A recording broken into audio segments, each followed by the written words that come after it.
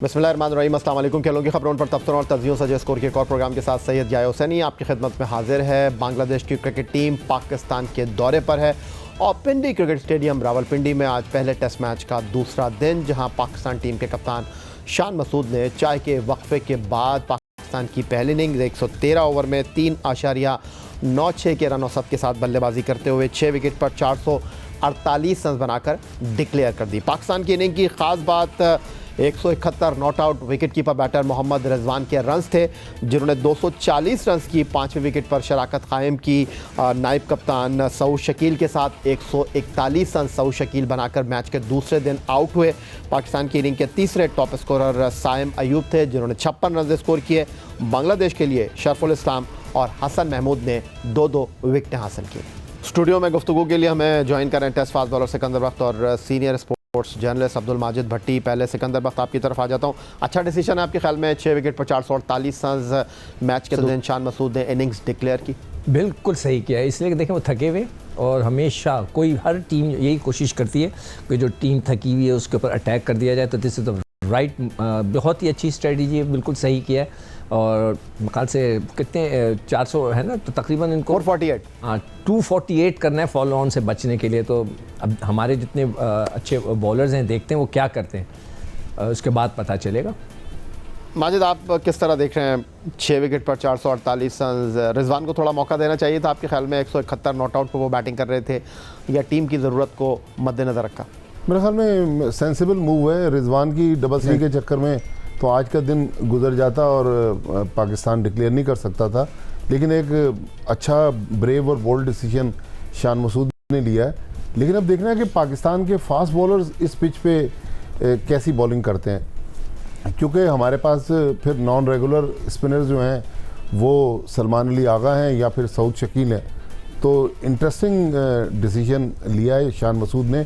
अब देखना है कि बैट्समैनों ने तो अपना मिशन कंप्लीट किया, 16 पे 3, फिर 448 6 विकेटों पर। शान मसूद का जो आउट था उस पर कुछ लोग बात कर रहे हैं कि डाउटफुल है, लेकिन बहरहाल ये खेल में होता रहता है। लेकिन सऊद शकील, साइम अयूब और मोहम्मद रिजवान की जितनी तारीफ़ की जाए कम है। लेकिन अब इस मिशन को हमारे बॉलर्स किस तरह कंप्लीट करते हैं, ये सबसे इंटरेस्टिंग सिनेरियो है, क्योंकि पिच कल पहले घंटे में जिस तरह खेल रही थी उसके बाद तो पिच काफ़ी आसान हो गई है। स्पिनर्स के लिए थोड़ा सा वेयर एंड टेयर आ रहा है, लेकिन इतनी ख़तरनाक स्पिन के लिए नहीं है। लेकिन हमारे पास तो रेगुलर स्पिनर ही नहीं है। पाकिस्तान की बॉलिंग पर बात करेंगे, लेकिन पहले बल्लेबाजी पर बात कर लेते हैं। सिकंदर, टॉस बांग्लादेश था और उन्होंने कंडीशंस का बेहतर अंदाज में जो है वो फ़ायदा उठाया। 16 पे पाकिस्तान के 3, वहाँ से पाकिस्तान का 448 करना, इनिंग्स डिक्लेयर करना एक अच्छा जो है वो स्टार्ट है टेस्ट सीरीज़ का पाकिस्तान का। ख़ास तौर पर मैं जानना चाहूँगा आपसे कि जिस अंदाज में रिजवान ने बैटिंग की है, जिस तरह नायब कप्तान सऊद शकील खेले, 5वें विकेट पर दोनों के दरमियान 240 रन की शराकत बनी। पहले मैं चाहूँगा कि थोड़ा रिजवान के बारे में आप बताएं। 171 रन की उन्होंने नाकाबिल शिकस्त नहीं खेली, किस तरह देख रहे हैं आप? नहीं, बहुत अच्छा सीनियर खिलाड़ी है और उसका मुकाबला जो है सरफराज के साथ है, तो उसने अपना भरपूर फ़ायदा उठाया। उनको जो मौका मिला खेलने का उन्होंने उसका भरपूर मौका उठाया और बहुत ही अच्छी, ऑब्वियसली 240 रन की पार्टनरशिप करना कोई मजाक बात तो है ही नहीं।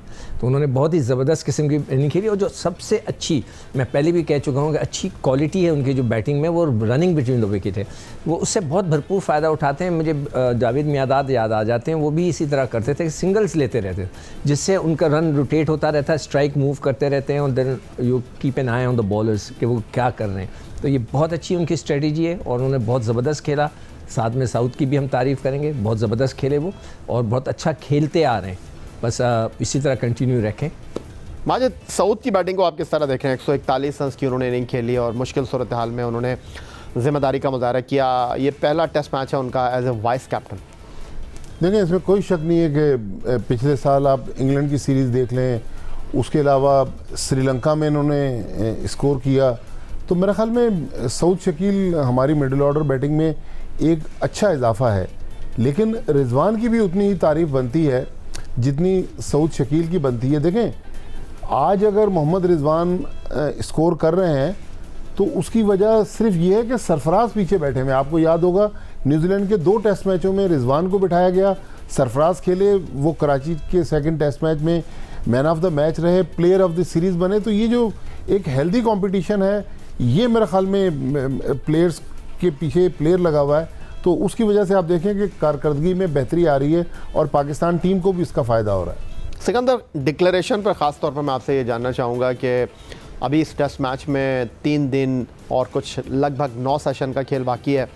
बारिश की भी पेश गोई है इस्लामाबाद रावलपिंडी में, लेकिन जेसन गिलेस्पी ड्रेसिंग रूम में मौजूद हैं।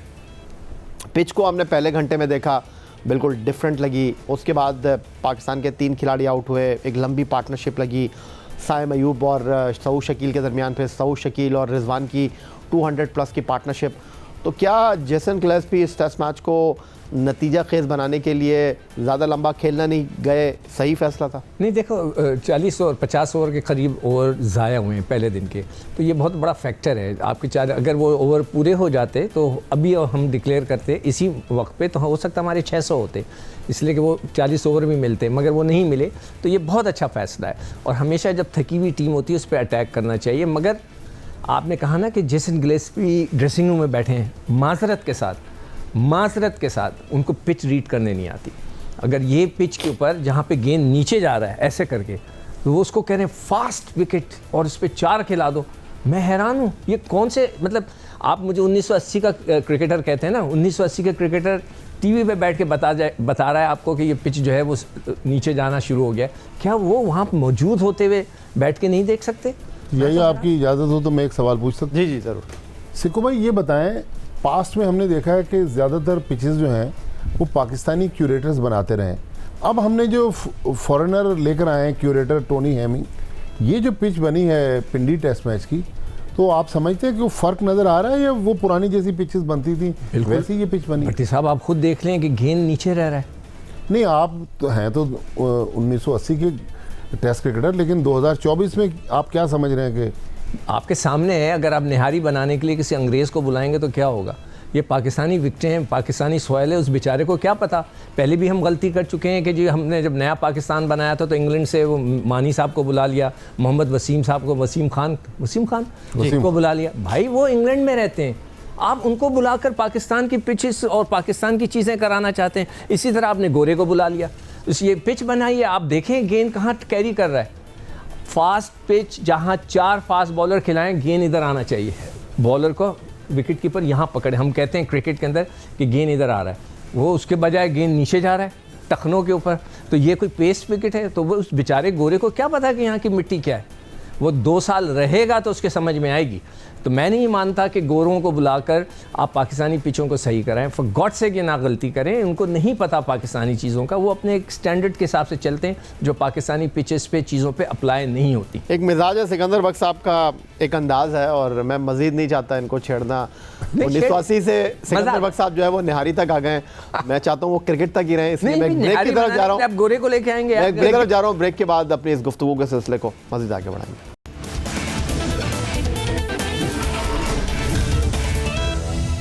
ब्रेक के बाद एक बार फिर कहेंगे आपको खुशामदीद। ये जो पिंडी क्रिकेट स्टेडियम रावलपिंडी की पिच है, ये कुछ महीनों से हदफ तनकीद रही है। इंटरनेशनल क्रिकेट काउंसिल ने इसको जो है वो पॉइंट जो हैं वो माइनस भी दिए, इनके पॉइंट्स डिडक्ट भी किए, और वजह बना था पाकिस्तान और इंग्लैंड का टेस्ट मैच, जहां पाकिस्तान के खिलाफ इंग्लैंड ने पहले ही दिन जो है वो 4 सेंचुरियां बना दी थी, और 75 ओवर की बैटिंग में उन्होंने 500 के करीब जो है वो रन्स बना दिए थे। पाकिस्तान को उस टेस्ट मैच में नाकामी से 2-4 कर दिया था।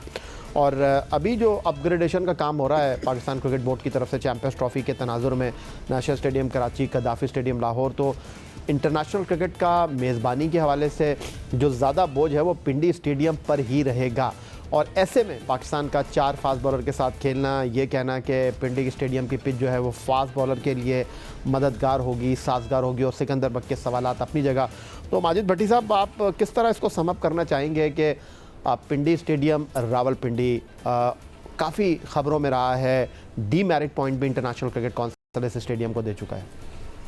देखें, पीसीबी की मेरे ख्याल में प्लानिंग मुझे नज़र नहीं आ रही कि पहले उन्होंने कराची टेस्ट मैच की टिकटें फ़रोख्त कर दी, अगले ही दिन उन्होंने कहा कि तमाशाइयों के बगैर होगा, टिकट्स जिन्होंने ले लिए उनको रिफ़ंड कर देंगे।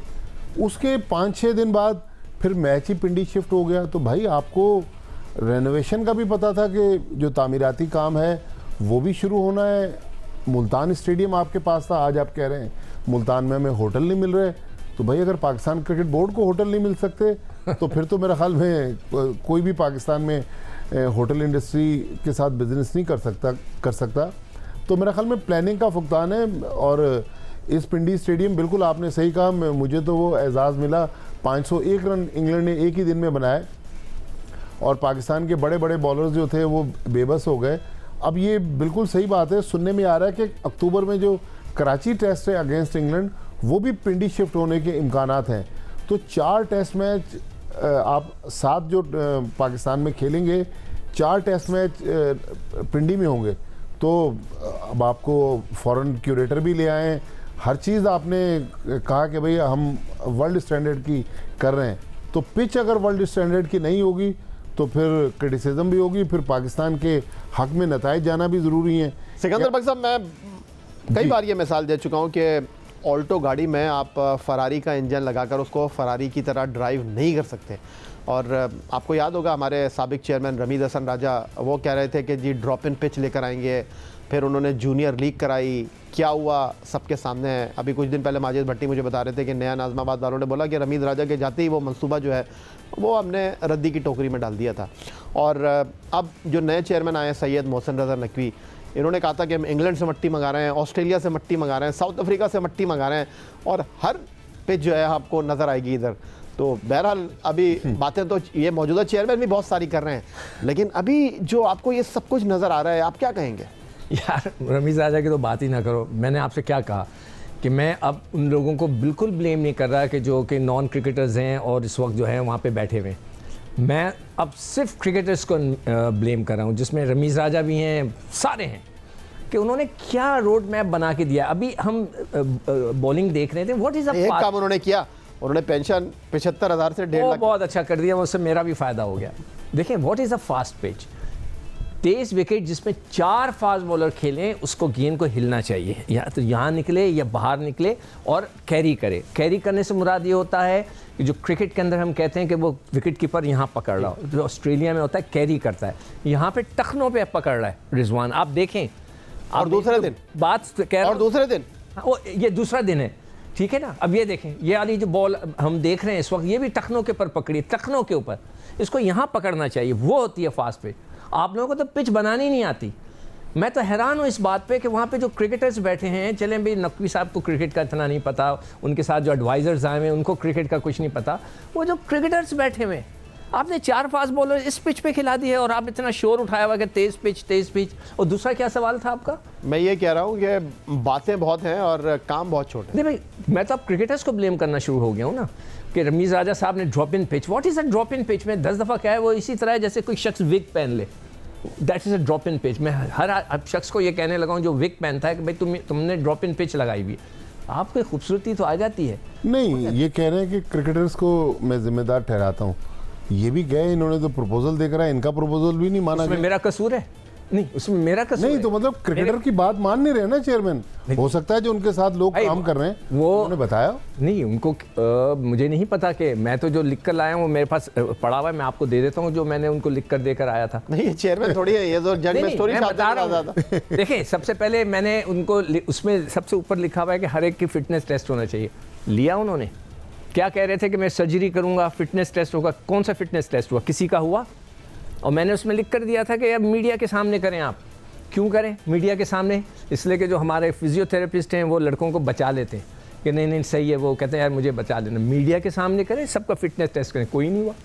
कहाँ गई वो सर्जरी? माजिद भट्टी, ये जो आप लोग सवाल उठा रहे हैं कि स्पिनर के बगैर खेलना, आपको वेस्ट इंडीज़ और इंग्लैंड में बार बार ये बात कर रहा हूँ कि अगर आप इन पिचेस को घास वाली पिचेस के तनाजुर में देख रहे हैं और बांग्लादेश को आप ट्रैप करना चाहते हैं अपनी फास्ट बॉलिंग से, तो माजरत के साथ इंग्लैंड और वेस्ट इंडीज़ आपके लिए बिल्कुल भी होम ग्राउंड पर आसान टीमें नहीं होंगी। ये वेस्ट इंडीज़ की वो टीम है जो कि ऑस्ट्रेलिया को ऑस्ट्रेलिया में हरा कर आ रही है और वेस्ट इंडीज़ के पास इस वक्त तीखे बॉलर हैं।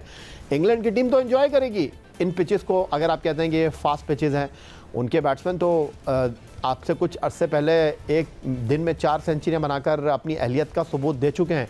तो ये जो आप बग़ैर स्पिनर के खेलने का प्लान कर रहे हैं, ये कहीं आपके गले का तौक ना बन जाए। देखें, कल जब 16 रन पर पाकिस्तान के 3 आउट हुए उसके बाद सऊद शकील, साइम अयूब, रिजवान, इन्होंने कमबैक करवाया टीम को, बहुत अच्छी बात है। लेकिन बांग्लादेश के खिलाफ कमबैक करवाना, इंग्लैंड के खिलाफ कमबैक करवाना, ये मेरे ख्याल में दो अलग चीज़ें होंगी। असल जो इस टीम का इम्तहान होगा, ये जो हमने 9 टेस्ट मैच खेले हैं वर्ल्ड टेस्ट चैम्पियनशिप के, ये 2 टेस्ट मैच निस्बतन हल्की टीम के खिलाफ हैं। असल जो टेस्ट होगा, बिल्कुल आपने सही कहा, इंग्लैंड के 3 टेस्ट। इंग्लैंड लास्ट टाइम भी जब पाकिस्तान आया तो पाकिस्तान के खिलाफ वाइट वॉश करके गया, 3-0 उन्होंने सीरीज़ जीती। इंग्लैंड के पास फास्ट बॉलर भी अच्छे हैं, स्पिनर भी अच्छे हैं। फिर वेस्ट इंडीज़ की टीम, आपने जिस तरह बताया, उन्होंने ऑस्ट्रेलिया को ऑस्ट्रेलिया में मार दिया। फिर जो एक और पाकिस्तान टीम का इम्तहान होगा जब हम लोग दिसंबर में साउथ अफ्रीका जाएंगे, तो ये 9 टेस्ट मैच जो हैं, ये मेरे ख्याल बहुत सारे प्लेयर्स की भी किस्मत का फैसला करेंगे। लेकिन पीसीबी मैनेजमेंट जो इस वक्त चैंपियंस ट्रॉफी की तो तैयारी कर रही है, और बहुत अच्छी चीज़ है कि आप state of the art stadiums बना रहे हैं, लेकिन पाकिस्तान टीम को खड़ा करना, बड़े बड़े दावे किए गए सर्जरी के, या तो सर्जरी के लिए डॉक्टर नहीं मिल सका या मरीज़ नहीं मिल सका जिसकी सर्जरी होनी है, तो मतलब वक्ती तौर पे तो आप हेडलाइनों में आ जाते हैं। लेकिन जो हिस्ट्री लिखी जाएगी, जो चीज़ें सामने आ रही हैं, उसको या ना मैं तब्दील कर सकता हूँ, ना सिक्खू भाई, ना आप। अच्छा, मुझे बताऊँ सिकंदर बख्श साहब, नज़र आ रहा है जिस तरह वर्ल्ड T20 से पहले आप मेरे को बुला कर लेकर आ गए, आपने PSL की परफॉर्मेंस पर UAE से छुड़ाकर जो है उस्मान को खिला दिया, इमाद वसीम जिन्होंने रिटायरमेंट देती थी, उनकी रिटायरमेंट आपने वापस लेकर टीम के साथ कर दिया। अब जब आपको स्पिनर की ज़रूरत पड़ेगी तो फिर ऐसा ही ना हो कहीं जो वर्ल्ड T20 में हुआ। तो किसको बुला के, अब्दुल कादिर मरहूम तो रहे नहीं, तो नहीं, कबर के अलावा बाकी जो खेल रहे हैं उनको तो बुला सकते हैं। मतलब किसको बुलाएंगे? शादाब है, मोहम्मद नवाज़ है, आपका नोमान अली है, फिर साजिद खान है वो जो ऑफ स्पिनर है, और कौन है, उस्मान कादिर है, जो बड़े नाम है अगर बड़ों की बात करें। अच्छा, मैं यही बात करूं ना कि उस्मान कादिर के साथ रखे ना, ड्रेसिंग रूम में रखे। आपने मुझसे कहा ना कि आप मशवरा दिखाएं, जो मैं अभी आपको पेपर दिखा देता हूं, मैंने पेंटेंगुलर का उनको हाथ में रख कर आया था कि ये जो बांग्लादेश की सीरीज़ ख़त्म होगी उसके बाद 1 महीना है, आप 5 टीमों का पेंटेंगुलर खिला दें 4 दिन का, बेस्ट लड़कों की टीम बनाएं, बेस्ट कप्तान लगाएं आप अपने, और उसका एक पेंटेंगुलर कराएं, उससे आपको। अच्छा सिकंदर बख्श साहब, मैं एक आपको बात बता दूं, आपकी मर्ज़ी, आप आइंदा भी बताते रहें नहीं बताते रहें। माजिद भट्टी साहब तो कैटेगोरिकली ये बात कर रहे हैं कि आपको और कुछ 3 दर्जन क्रिकेटर को बुलाया गया था, और उन क्रिकेटर को बुलाने से पहले ही क्रिकेट बोर्ड अपनी प्लानिंग कर चुका था कि प्रेस रिलीज भी तैयार किस तरह चलना है, प्रेस रिलीज भी तैयार हो चुकी थी।